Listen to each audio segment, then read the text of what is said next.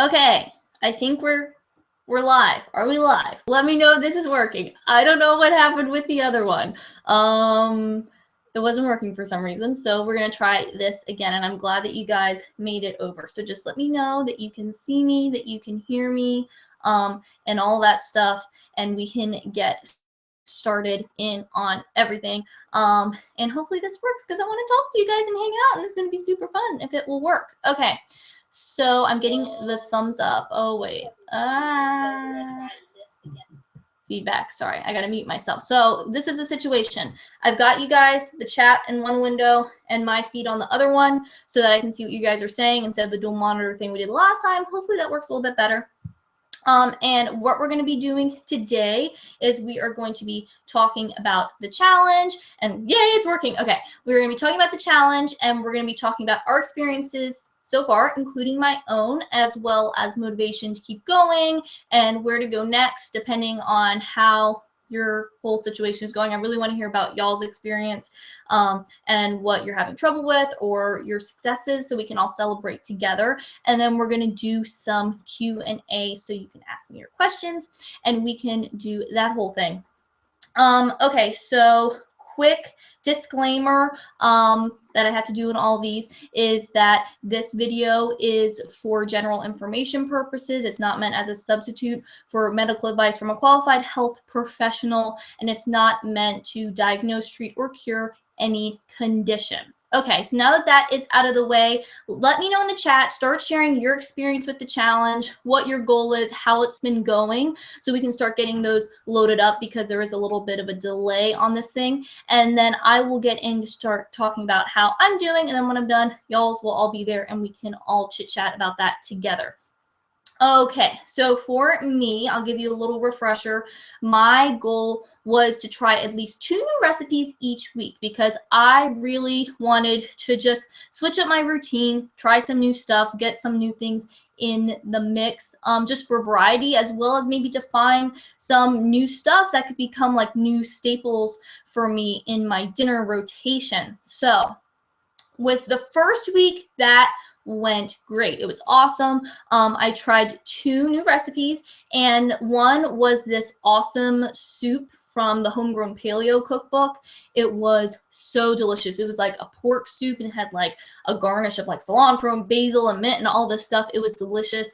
Probably one of my favorite things that I have ever made. So that was really good. And then the other thing I made was this fish curry thing that was really good. I did change it a little bit to bump up the veggies, but it was awesome. It was a great experience. Okay, so moving on to week 2, things have not been going as good. I haven't tried any new recipes this past week, so it's been not good for me with the challenge. And there's a couple reasons for that. I think part of it is poor planning on my part. I got a little ambitious with some of the things, like this thing requires bone broth, so I got to make a chicken earlier in the week so I can make the bone broth, so I can make that thing. But then like I didn't end up making the chicken until later and then all this stuff. So I just kind of set myself up for failure within that regard. And then also we ate out more this week than I expected. I wasn't sure if me and the hubby would go out for Valentine's Day or not, or if we'd kind of wait till this week to get kind of like a smaller crowd. But we ended up actually going out to eat on Saturday and Sunday just because of what we were doing. We were in town and that's what we decided to do. So all of those things, poor planning, schedule changes, all that stuff kind of conspired together for me to not reach my goal this week.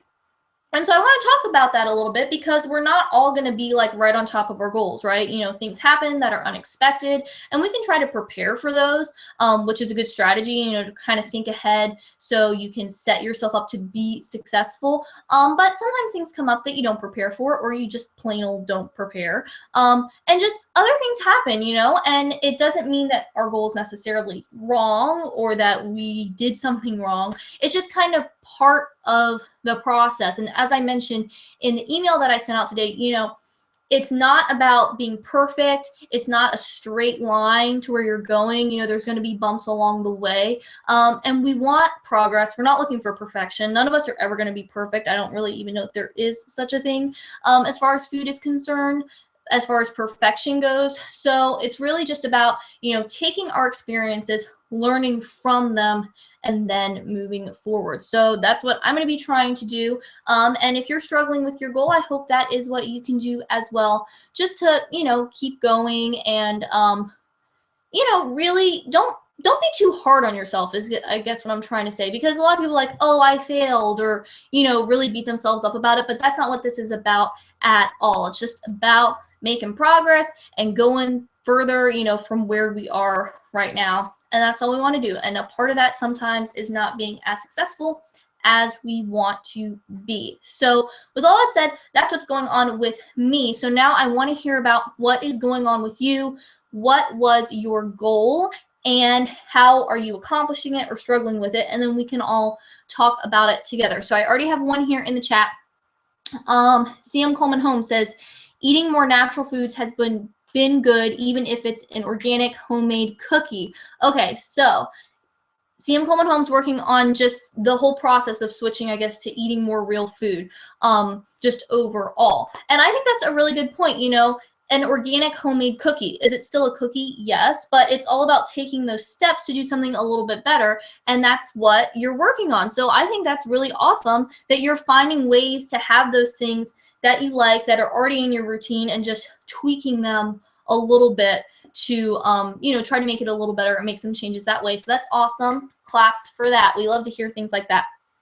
Okay, the next one, Veronique. My goal was to change up my habits and eat healthier snacks. I found edamame and I'm in love. That's awesome. Okay, so that's great. You found something new, which is a big part of this challenge, is opening yourself up to new experiences, trying new things, and just, diving into it. And so that's really cool that you found a new favorite snack.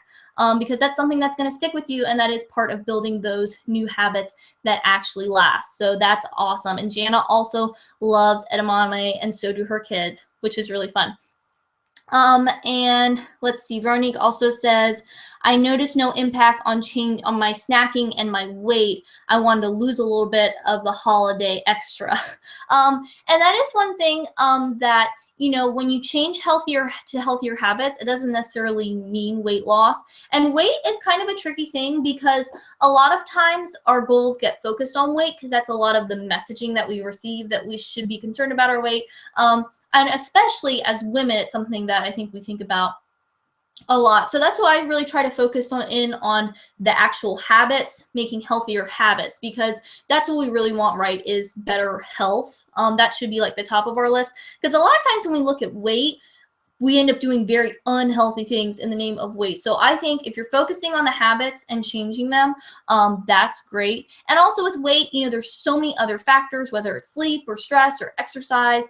And it's also time. So as things go on, you might notice some changes in the way your clothes fit, or you might notice, you might not lose pounds, but your body composition could change. So you might be smaller but weigh the same weight because maybe you're having more muscle and less fat on your body or something like that. So those are all things to think about. Okay, let's see. Edamame is much better than Doritos. I think that's definitely true. Jana says, my husband has been making his meals for work for the week. Ground turkey, brown rice, some kind of veggie, and a Tupperware. So I'm guessing that previously he was maybe going out to eat or ordering food in for lunch. That's a big change. To switch to that. And that's a great thing. Like when you make your meals, you can totally control what's in them. And it also can save you some money, which is also nice to have, whether you want to save it or go spend it on something else that's more fun. That's really awesome. And I think it's so cool that your whole family's involved and you're not just doing it by yourself, but you've got the family in there and you're all kind of working together to make some changes. And Veronique's fiance has been packing lunches too. That's really cool to hear that you guys are getting your families involved and, spreading it beyond yourself. That's really awesome.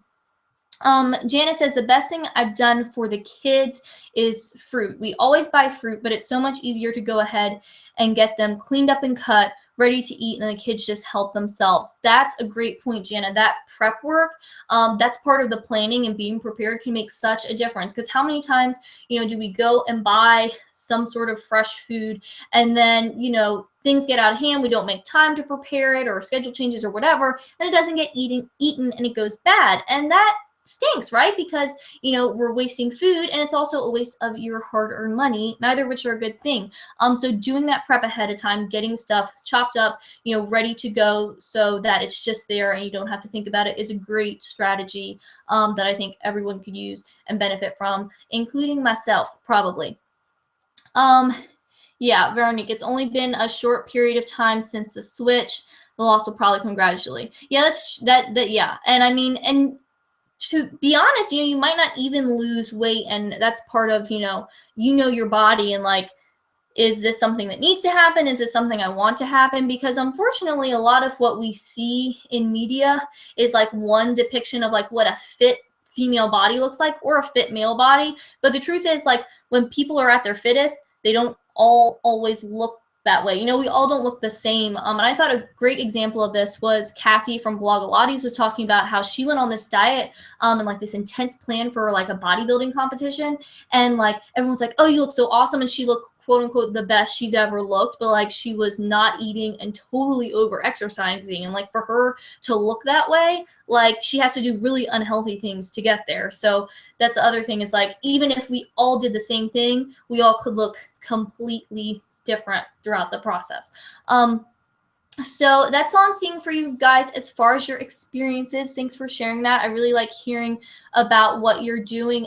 Is anyone having any other successes, or maybe some struggles, like something that you're like, I was trying to do this, but it's not really quite working out, or I haven't been able to do it? Because we could definitely all talk about that and give some suggestions. There's no shame in that, because if you're, having mistakes and things happen, then that means that you're trying, and that's the most important part. So share those as well. CM Coleman Holmes says, increasing water intake has just happened because I'm thinking about eating better. Okay, so that happens a lot. Yeah, when you change one habit, that something else kind of follows through into that. And that's really cool, because changing one thing can actually change a lot of things, which is really nice, because, when you're doing one thing, it kind of just makes sense. All the other pieces fall into place. So that's really awesome. Okay, I'll give you guys another second to put anything else in there that you want to share about your experience with the challenge. And while you guys are typing or whatever, if you have anything else to say, I'll go ahead and talk about motivation. Okay, so no matter where you are, if you're having success, or maybe if you're struggling a little bit, motivation can be tough to keep going. Now, it tends to be a little bit easier if things are going well, because you kind of have that push behind you of like, yeah, I'm doing it. But either way, things happen, and it can be hard to keep the momentum. And that's one thing I hope that we find in this challenge, is that it's not about doing something that you're only going to do for the 28 days, but you could never really do in your everyday life. About finding those things that are new habits that you can always keep doing. So as you're going forward, part of that motivation is remembering why you're doing this. What is the underlying reason? What is your why? What do you want? Because that can help you kind of realize, like, to take yourself out of the situation and get back in that place where you were when you signed up for the challenge, or maybe the first day of the challenge, when you were so determined and motivated and excited, and what was the root of that? What got you there? That can help you.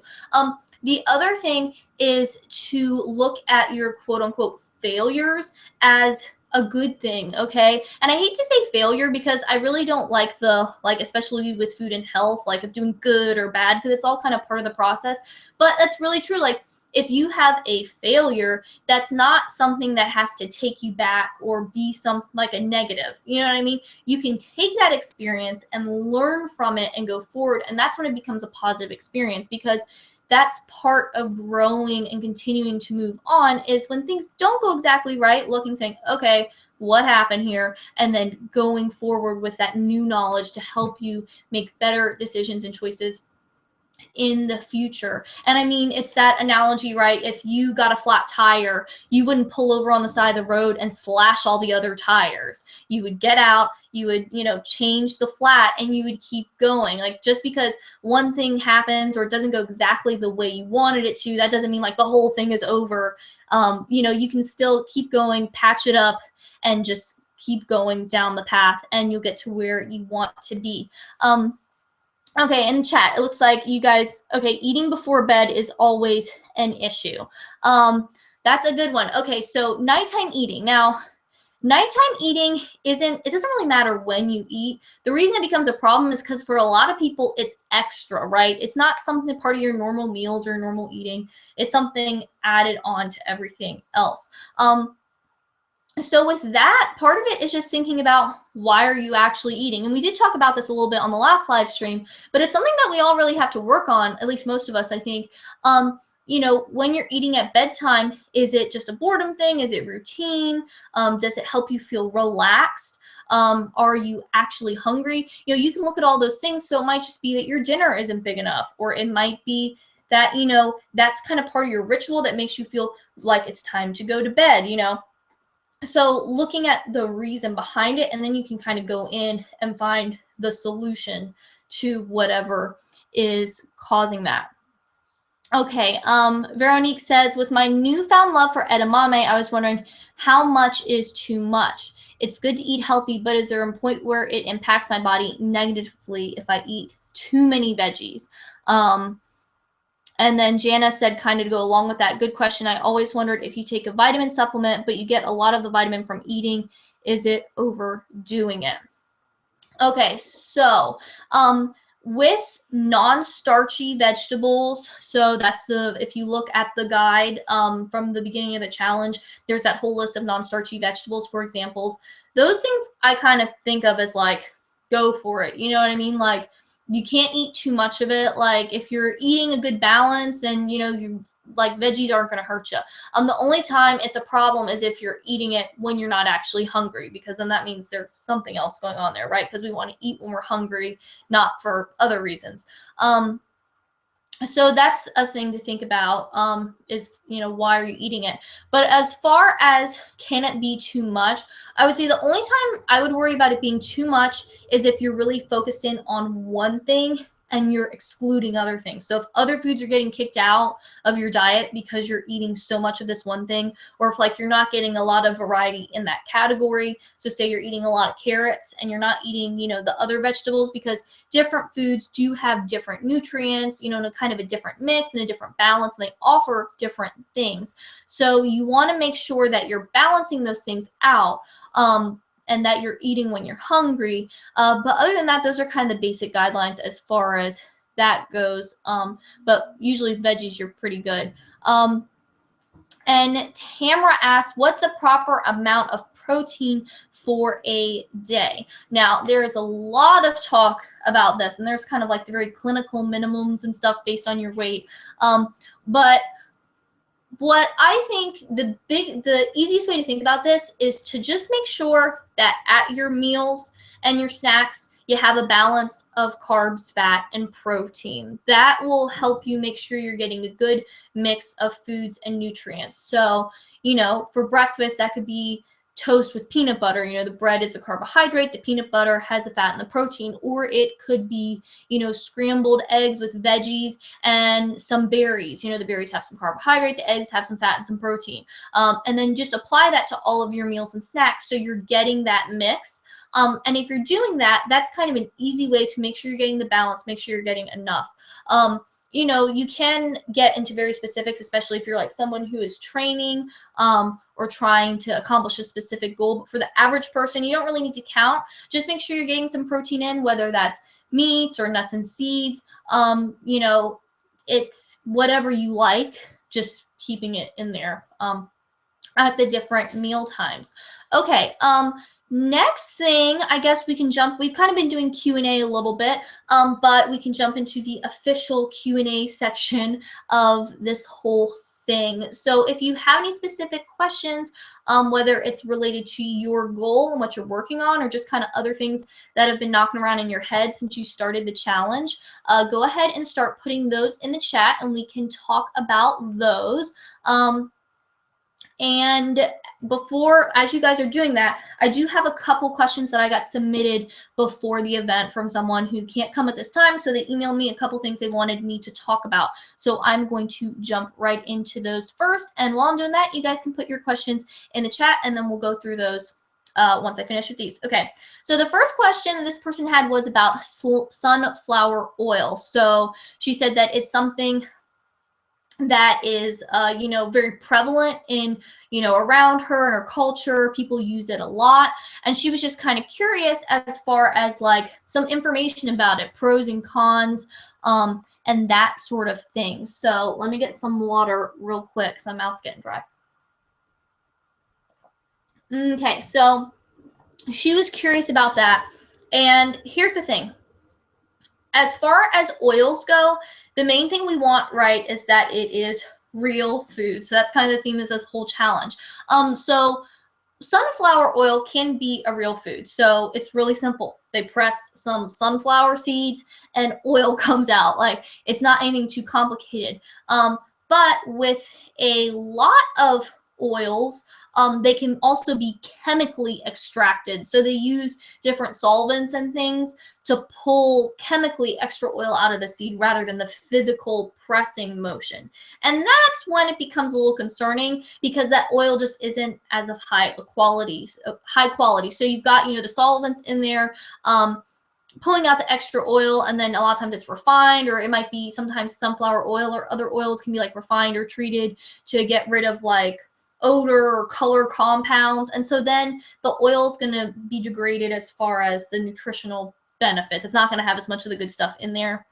And, you know, you might have some not so positive things, some negative things coming in with all of that processing as well. So that's the big thing with sunflower oil, is you want to make sure you're getting the kind that's just pressed, that it's not, you know, any sort of like chemical or harsh ingredients going in there to pull the oil out. Now, there was a thing that I had in the previous live stream before it crashed. Let me see if I can pull it up as far as the fatty acid profile of different oils. And with that, let's see if I can find it, and I will link it for you guys in the chat. And if you're watching on the replay and you can't see the chat, this will also be in the description of the video. Okay, let me see. Did I copy and paste that right? Right. Okay. So I just copied and pasted this link. It's a comparison chart of different fats and oils.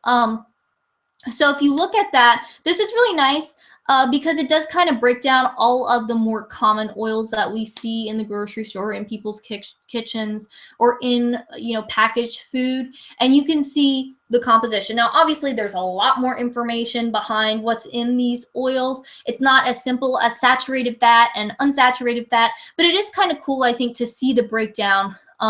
So you can see on this particular chart, you know, the saturated fat is red, omega-6s are blue, omega-3s are orange, and then monounsaturated fat is yellow. So if you look at the sunflower oil, you see that it's not very high in omega-3. So that would be the one thing, if that's like your like main fat source and that's all you're getting, that would be a little concerning because we want to make sure that we're getting different types of fat, right? So the sunflower oil doesn't have a ton of omega-3. So you'd want to think about, you know, having that variety. Again, it's all about variety to make sure that we're getting everything that we need. You know, if we get that variety, then it increases our chances of getting the stuff that we need. So, you know, getting a good balance of the different types of fats is what's best. So those are things to keep in mind with sunflower oil. And then also she asked about Michael Pollan and his book, In Defense of Food. She had read it and she just wanted to know what I thought about it. So I personally love Michael Pollan's books. I think he really writes and talks about food in a way that's easy to understand and entertaining and interesting. And I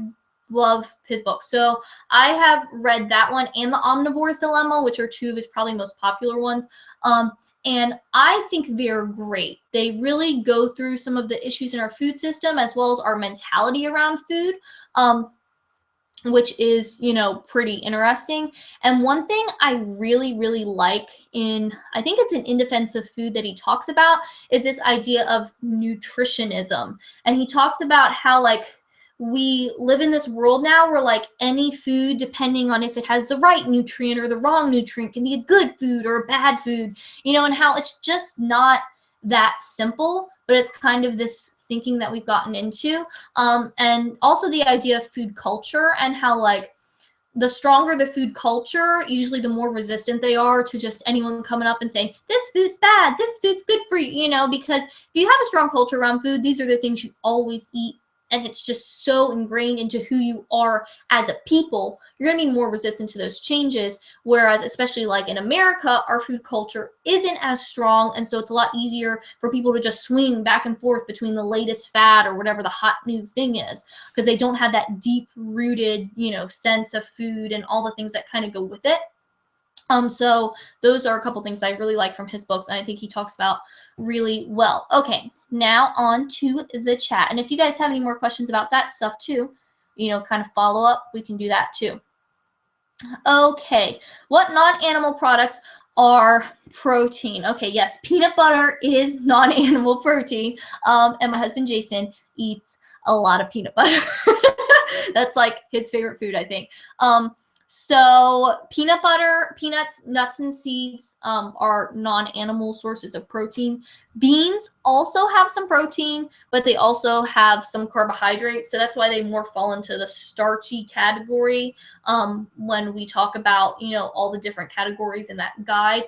But they do have some protein as well. And then things like you know, edamame, soybeans, tofu, those kinds of things. That's also a bean, so that has some protein in there. So nuts and seeds and beans are going to be your main non-animal sources. And then, you know, things that are vegetarian but not vegan, like eggs and dairy products, are going to have some protein as well. Yogurt, cheeses, things like that. Let me get some more water. Okay. Jana has another question. My son eats PB&J every day. Is it too much? You know, it could be. It's like there's a lot of factors that go into this. I don't think eating any one thing every day is a bad idea, because I eat lots of food every day. I guess the thing would be, is that like the bulk of what he's eating? You know, is he getting a lot of other variety with his meals? If so, then probably not that big of a deal, you know. And then there's also the question of the quality of the peanut butter and the jelly. You know, is there extra weird stuff going on in there or not? But if it's all pretty good quality stuff, I think it's probably fine. I mean, I don't eat yogurt every day, but I eat it probably a lot of the days. I don't know.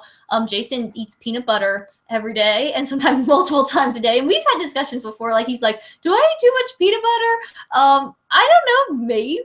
I think if it's pushing out other foods, and if it's like the bulk of what you're eating, then probably something to look at. But if not, then probably not the big of a deal. But variety is always a good thing, you know. The more variety you get, I think that's nice. I mean, it's kind of balancing the not variety, the benefits of not getting as much variety, which is, you know, you have some routine, you don't have to think about stuff as much.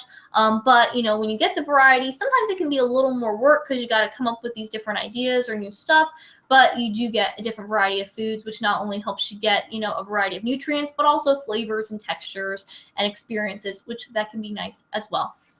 CM Coleman Home says, is making your own peanut butter better than buying it? So this is kind of yes and no. I guess it depends what kind of peanut butter you're buying. So if you can get a peanut butter at the store that's just peanuts, maybe a little bit of salt in there, then that's fine. If you like making it yourself, then that's great too. The main thing is we want to try to stay away from the peanut butters that have added things in there. So added oils and fats to either, you know, make it more stable and not separate like a natural peanut butter does, or if it's got a ton of extra sugar in it or other, you know, kind of weird filler stuff in there, that's what we want to avoid. So, you know, if you want to make it, you can. That's a way to do that. But there are a lot of good natural peanut butters out there, store brands, name brands. So if you want to buy it, then I say buy it. You know, when you make stuff, it's fresher, which can be fun, and it might taste better to you, but I don't think it's, you know, totally necessary. It's kind of more of a tweaking thing. I don't personally make my own peanut butter. One, because I don't know if my blender could handle it. I don't know. I mean, I don't have like a Vitamix or anything. I have the Ninja, so it's not like, you know, it's a powerful blender, but it's not like a super powerful one. So, you know, if you like to make it, you can, but you don't have to. Also, another thing, going back to the protein, quinoa is also a thing. I'm getting notes from my lovely assistant that's reminding me of things over here. The quinoa has protein in it, so that's another non-animal source. And the other thing is when you are looking at non-animal sources of protein, it's important to make sure you're getting some grains, and so it's like rice, you know, wheat, oats, all that stuff, and some legumes or beans, lentils, all that stuff, because grains and legumes, neither of them have all of the different types of protein you need. Like animal protein has all the different types, but plant proteins don't. But when you combine grains and legumes together, then you're covered with everything. You don't have to eat them at the same time. It's just making sure you're getting both in your diet throughout the day. So that makes sure you're getting all the different types of protein and you're not missing out on anything. So that's a good note from the Hubs, who knows a lot about this stuff, actually, because he gets to listen to me talk about this stuff all the time. Like what we're doing right now, this is his life. Which I think maybe he likes it sometimes and maybe doesn't. I'm not sure. I kind of talk a lot. Okay, Veronique asked, what about almond butter, cashew butter? Are those better than peanut butter? No, it just depends on what you like, really. You know, they're going to be a little different as far as the fats and the, you know, different, maybe a little bit different about minerals and things like that. Peanuts tend to be a little higher in fat. So, you know, it doesn't really matter. It's just whatever you like. Having some variety can be nice again, but, you know, whatever you like to do is fine. Mix it up, makes it more fun. Rachel says, I've tried making my own nut butters, and you have to make sure you have a strong blender. I almost broke mine trying to make cashew butter. Yeah, I can see that happening. And that's a thing. If you're making almond butter and cashew butter and things like that at home, it's a lot more difficult because they are lower in fat than peanut butter. So it's even harder to get them to grind up unless you have a super powerful blender. And I've also, now that I think about it, I tried to make almond butter one time, and it was it took a long time with my little, you know, baby blender I had in college or whatever. It was quite the experience just because it's so hard to get, you know, some of those lower fat nuts to really blend up really well. Okay, Sonia. Hello, Sonia. Nice to see you. Sonia says, I also eat nuts and nut butter every day, and sometimes I worry about the saturated fat. How much saturated fat is recommended for a healthy diet? Okay, saturated fat is a controversial topic. I'm not going to lie. The dietary guidelines for Americans recommend that 10% or less of your fat intake come from saturated fat, but it is controversial. There's a lot of talk right now as far as how important saturated fat is or isn't, different types of fat, and that's why I go with the whole foods approach, because I think that's the most sensible way to look at things, in all honesty. And I also think, again, getting into that nutritionism thing that I talked about earlier, where you know, if you reduce things down to just saturated fat or this vitamin or this mineral or whatever, then you can kind of like make any food good or bad, and foods are a lot more complex than that. And honestly, with nutrition, I feel like it's kind of a science where we act like we know a lot, and we do know a lot, but sometimes we don't always recognize all the stuff that we still don't know, you know, as far as how all these things interact. We used to think it was as simple as saturated fat, unsaturated fat. That's it, you know, and it's always, we're learning all of these new things that are showing us that it's not that simple. So that was a mouthful for your question, and I'm getting more notes. Yes, I already answered that question. But yeah, so I would say stick with the real foods, get the balance of different types of foods, and that's, you know, you're going to be doing far and above better than what the majority of people are doing, and you're going to be getting the stuff that you need. You know, if you do have a specific concern, as I said at the beginning, you know, this is not medical advice, just general information. You can always talk with your doctor or a dietitian, myself or someone else that you're working with on like a one-on-one basis where they know your medical history and things like that. But generally, go with real food first, and then, you know, that's going to be a great starting place, and then you can go from there. Personally, I will say that I don't really worry about saturated fat. You know, my primary cooking fat is lard, which actually, if you look at that fatty acid composition thing that I put in there, is pretty low in saturated fat compared to some of the other things like butter or coconut oil that people are eating a lot. So, you know, something to think about, but it's definitely complex as far as our understanding of the fats, as well as our understanding of how they actually affect our bodies. So that's a lot going on there. And I do have a couple videos where I do talk about fat a little bit more. So if you go through and look, you should find those. And it's still a big topic, but I do go a little bit deeper in those videos if you want some more information on that.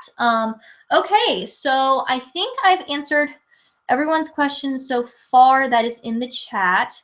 If I did miss your question, let me know, because I'm not immune to that. That does happen to me as I'm reading and answering. So if you have anything else that you want to ask, definitely ask it. Or if you have anything else about the challenge that you you know, want to share, or if you came on later and you didn't get to share your experience or anything like that, because I do know we have a few people on right now that weren't on before. So if you want to share your goal, how it's going, all of that, definitely feel free to do that. And I'll give you guys some time because I know there is a delay between when I talk and when you hear it. And I'm going to drink some water now.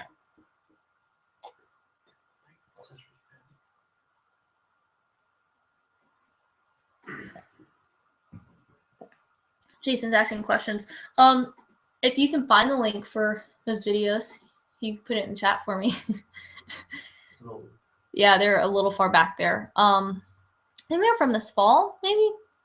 A year ago. A year ago? No way. 4-year-old back now. No, I filmed them in this room. That's saturated fat? Yeah, I'll try to find them or something.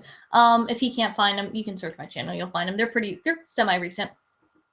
Okay, well, I'm not seeing any more questions from you guys or anything else. So I guess we can wrap it up for today. It was great talking with you.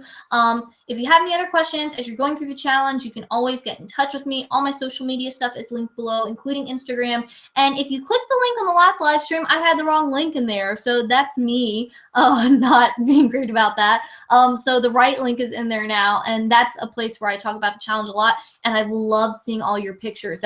Those of you who are tagging it with the hashtag #RealFoodGoals, so fun. Make sure you're doing that. Take pictures of what you're doing and share it on Instagram, because I love going over there and seeing exactly what you're doing and, you know, liking your pictures and commenting and chatting with you. That's all super fun. Okay, another question from Rachel. Quick question. When seasoning your cast iron pan, can you use a fat such as olive oil or avocado oil? I've never heard of anyone using those two. That doesn't mean they don't do it. I like coconut oil, lard. I've heard people say that flax oil is a really good one, that it does really well polymerization and all that stuff. So the only ones that I've tried, though, are lard and coconut oil personally. I would think that olive oil and avocado oil maybe wouldn't do so well in the heat, the high heat, but I haven't tried it, and I don't know, you know, that's not gospel. Okay, so I guess that's it. We're done. I don't think there's anything else. Let me look at my notes. I think we're good. So yeah, Instagram, I want to see your pics, and I love seeing your pics. Super fun. Ghee, I don't know if ghee would work either. I would try coconut oil or lard or flax oil. Those are the ones that I know work. Yeah. Okay, so great talking to you guys. Hope you have a great night, a great week 3 for the challenge. And yeah, it was great talking with you, and I will talk to you later. Good night.